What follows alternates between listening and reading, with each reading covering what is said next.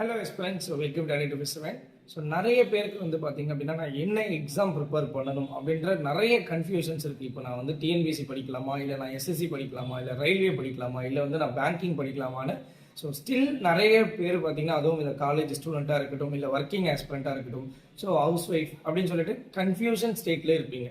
S, so இதை clear பண்ணுற வகையில் நம்ம வந்து பார்த்தீங்க அப்படின்னா நேற்று ஒரு வீடியோ போஸ்ட் பண்ணியிருந்தோம். ஸோ எல்லாரும் பார்த்துருப்பீங்கன்னு நினைக்கிறேன். நான் கீழே ரிலேட்டட் வீடியோவில் இந்த ஒரு வீடியோ பற்றி ஸோ தெளிவாகவே நான் என்ன பண்ணியிருக்கேன் அப்படின்னா டிஸ்கிரைப் பண்ணியிருக்கேன். ஸோ உங்களுக்கு என்ன எக்ஸாம் சூட் ஆகும், ஸோ எந்த சப்ஜெக்டில் நீங்கள் ஸ்ட்ராங்காக இருப்பீங்க, இல்லை நீங்கள் படிக்க தயாராக இருக்கீங்களோ அதற்கேற்ற மாதிரி உங்களுக்கான ஒரு எக்ஸாமை நீங்கள் என்ன பண்ணிக்கோங்க அப்படின்னா மறக்காமல் சூஸ் பண்ணிக்கோங்க.